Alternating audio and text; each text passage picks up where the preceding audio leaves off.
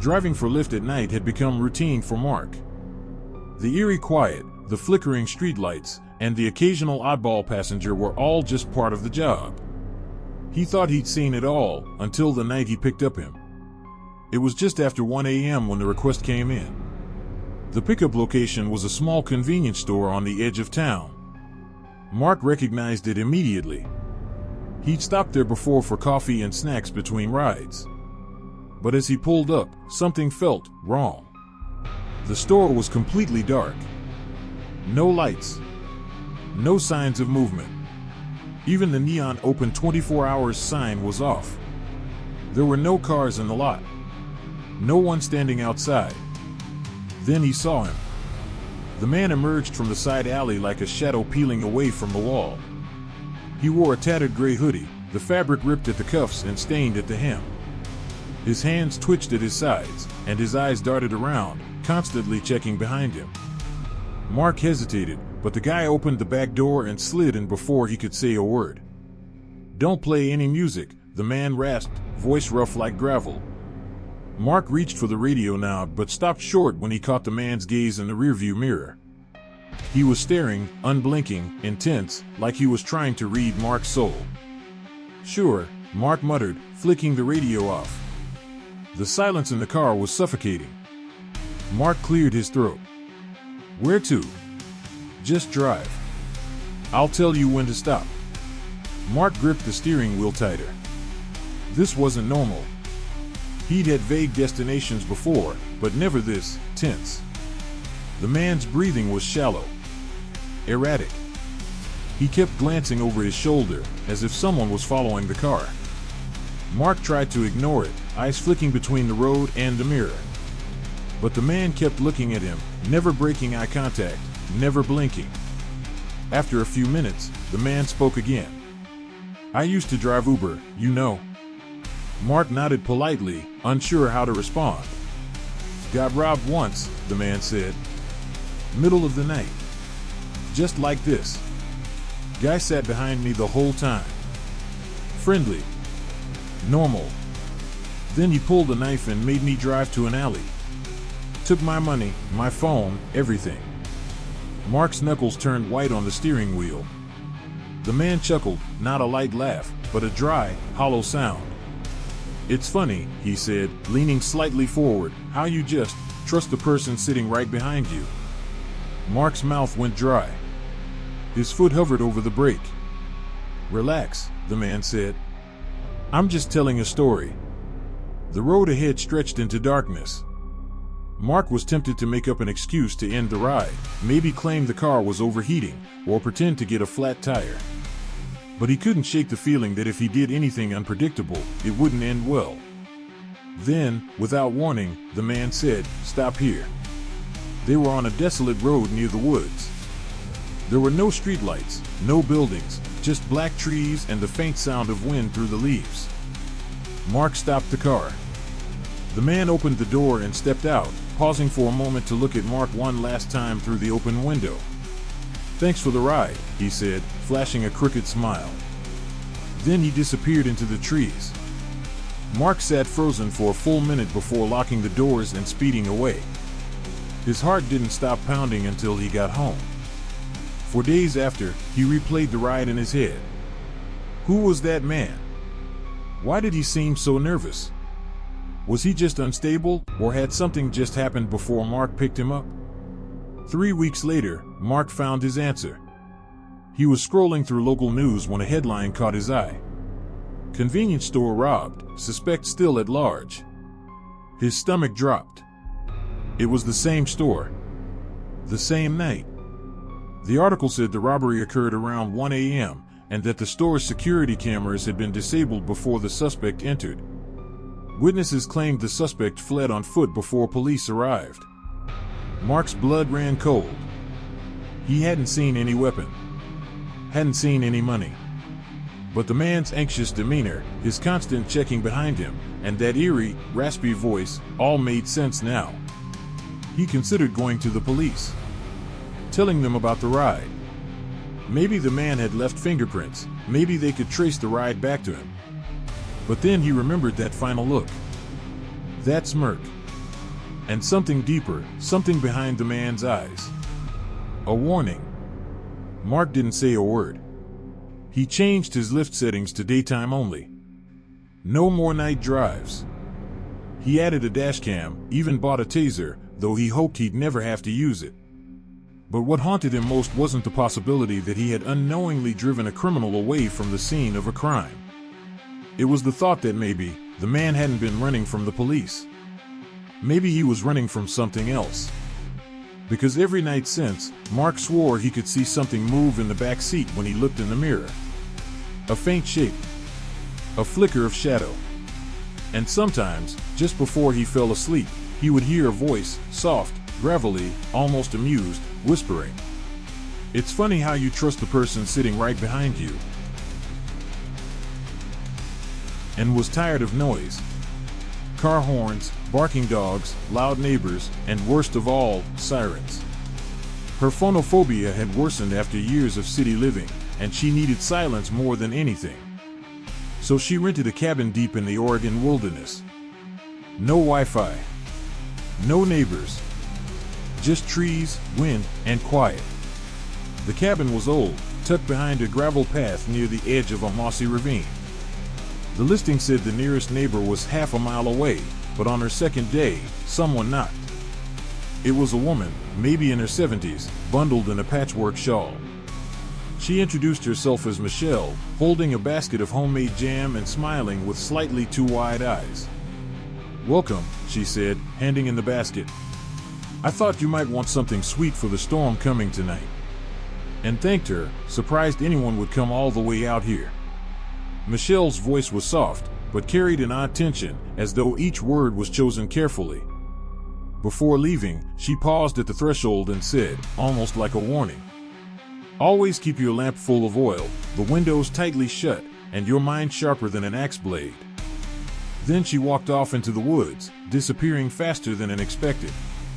That night, the storm rolled in exactly as Michelle said. Trees groaned in the wind, and the cabin creaked under the weight of rain. And lit her oil lamp, the power was already flickering, and wrapped herself in a blanket to read. A little after midnight, there was a soft knock. And froze. It was Michelle. She stood on the porch, drenched but calm. "There's someone near your woodpile," she said. "I saw movement." And opened the door slightly. "Are you sure? In this storm?" Michelle just nodded, eyes dark beneath her soaked shawl. "Keep your doors locked," she said, then turned and walked back into the forest, rain swallowing her silhouette. Something about the timing, the distance from her supposed home, made it uneasy. The trail Michelle had walked would have taken at least 10 minutes in good weather. How had she gotten there so fast, and why wasn't she out of breath? Around 2 a.m. and couldn't sleep. She peeked through the curtain toward the woods, and gasped. Michelle was standing just beyond the edge of the porch light. Her head tilted slightly. Her hands hung at her sides. She didn't move. Didn't blink. And then, she was gone. No footsteps. No sound. Just the sudden absence of a figure. The silence stretched. Then a new knock, louder this time, angry, shook the front door. And backed away, heart pounding. The knock turned into pounding. Someone trying to force their way in. She grabbed her phone and dialed 911, barely able to speak through her panic. The dispatcher told her to stay put, and that an officer was nearby. The banging stopped just before sirens wailed in the distance. By the time the police arrived, whoever it was had vanished. No footprints in the mud. Nothing stolen. Just the warped front door and a deep chill left in the air. One of the officers, a young woman, offered to walk into her neighbor's house, just to check in. "That's Michelle's place," and said, pointing toward the wooded trail. The officer paused. "Michelle?" and nodded.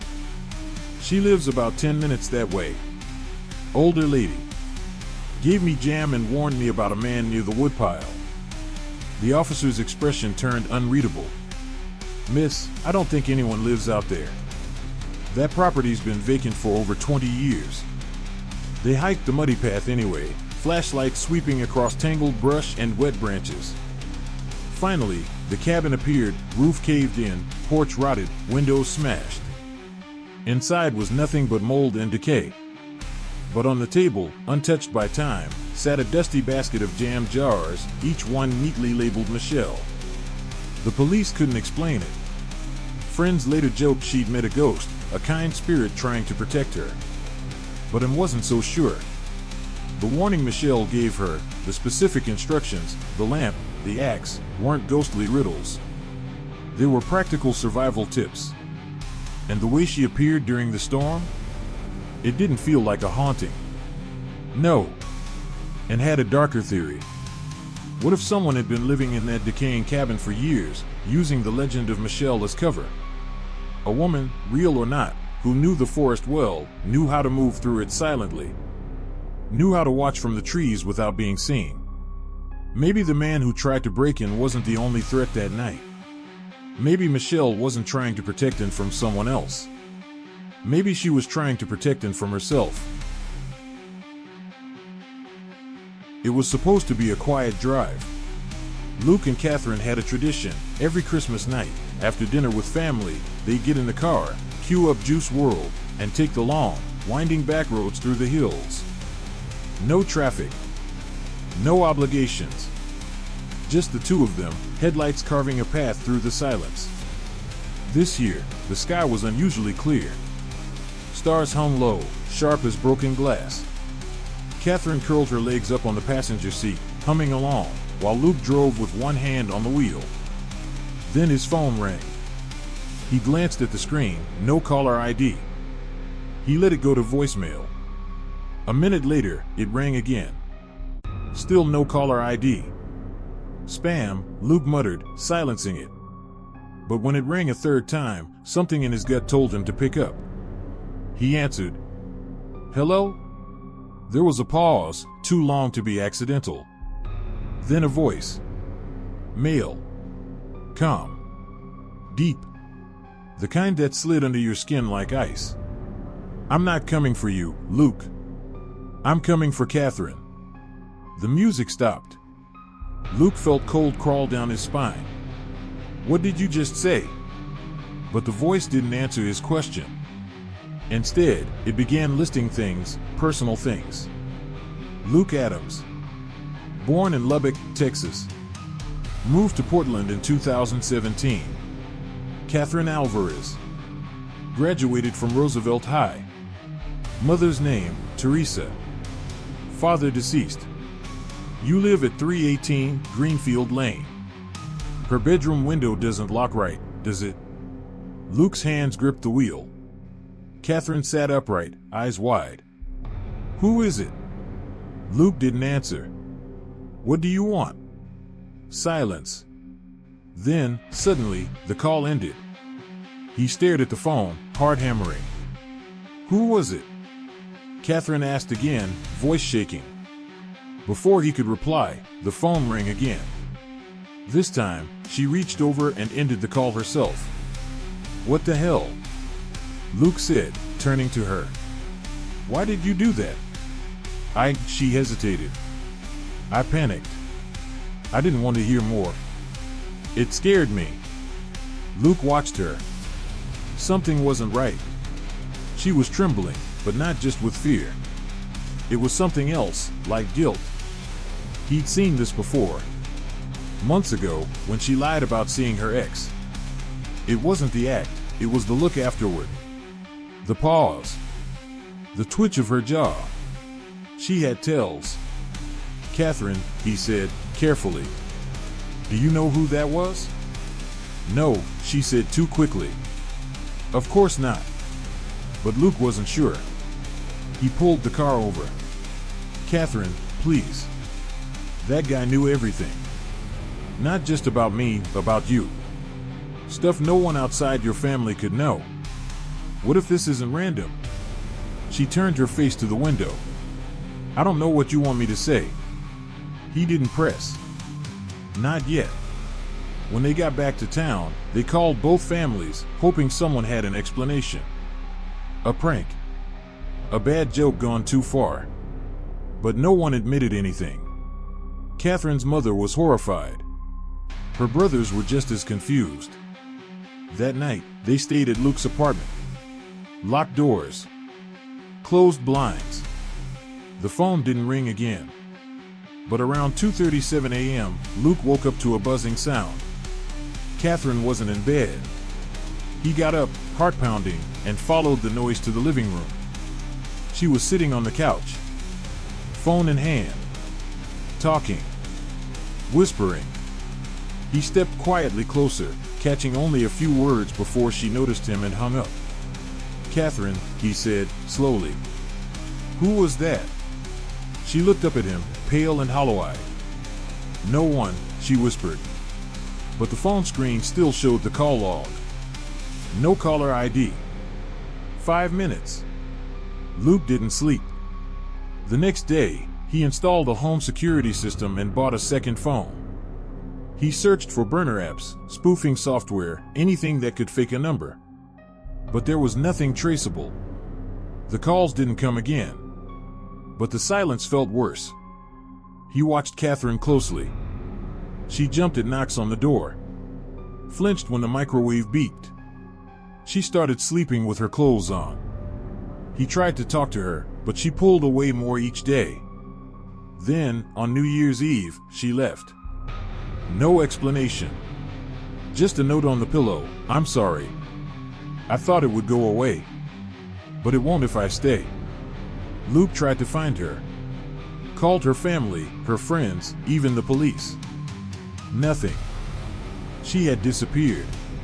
2 months later, he got another call. No caller ID. He answered, hard in his throat. The voice was the same. Calm. "Icy. Told you. I wasn't coming for you." Luke didn't speak. Couldn't.